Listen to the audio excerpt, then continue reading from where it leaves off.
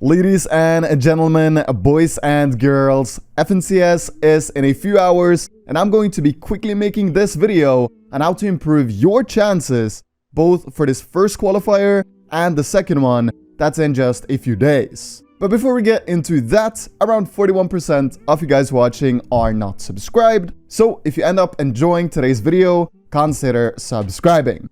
Now, let's get into today's episode. Playing around your strengths is the first thing I'm going to talk about today. And this is incredibly important. You know how sometimes when you play with a completely new player you've never played with before, how you seem to win every game with that player, even though you have no chemistry or know anything about each other's skill level? The reason behind this is because you only play around your strengths. You take few risks and you play at a very high level, because trying to improve your weaknesses is not something you do when you play with a new player. You try to play good, and most of the time, you do. So what I suggest is saying to your duo, today we're gonna play around our strengths, and then ask him, what do you feel like our strengths are? Then list 3 things down and focus heavily on them. So for me and my duo, it's playing endgame, having more mats than anyone else, and playing passively at a high level. So that's today's game plan. And I strongly recommend doing this, as you'll get a clearer picture of your own strengths and possibly even weaknesses. Moving on, I need to talk about the biggest mistake people make on tournament days, and that is playing for hours before the tournament starts. And you guys might be thinking, but Marin, I need to warm up.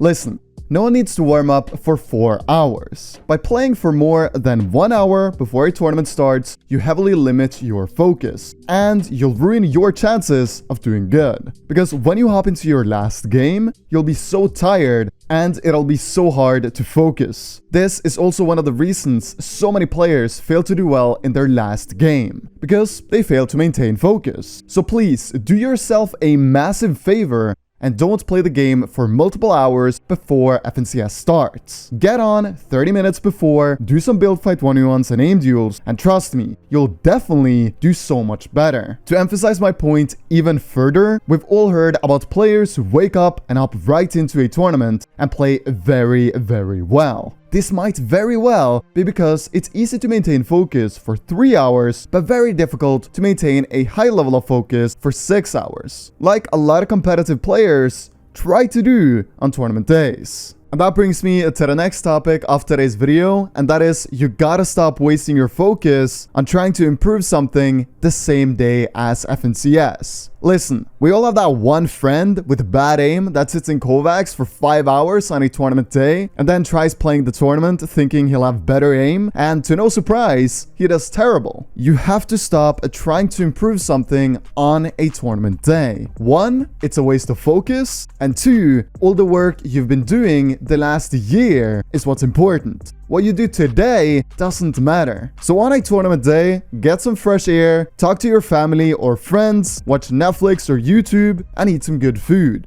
And then, as said, 30 minutes before, or if you're crazy, an hour before, get on to warm up. This will make your chances of qualifying 5 times higher. Next up, I have to talk about being a good teammate and not getting mad at your teammate. And unfortunately, this is something that throughout the years has thrown hundreds, if not thousands, of qualifications of good players. And it's honestly just kind of embarrassing. Sure, it can be super frustrating if your teammate has a terrible day and plays awfully, but you gain nothing by raging at him, telling him he is bad and asking how he could lose that fight. To better your odds of qualifying today, try telling your teammate it's okay if he throws a game or ends up dying in a fight where he definitely shouldn't. Trust me, it goes a long way for him, and he'll play so much better knowing you're not mad at him. Okay, so now that we've got a lot of the mentality aspect covered, let's talk about how you should play to maximize your chances of qualifying. Firstly, I need to talk about taking the necessary risks. As you guys all know, it's the top 400 teams that qualify in EU,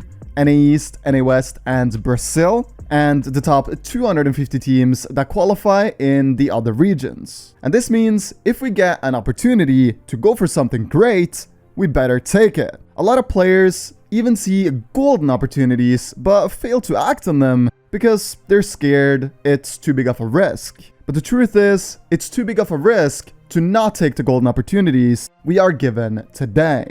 The final thing I need to talk about in today's episode is not giving up even if you go on a bad game streak. Even with 6 bad games and 4 good ones, you can qualify. Remember, it's only FNCS once every season, so try not wasting this opportunity.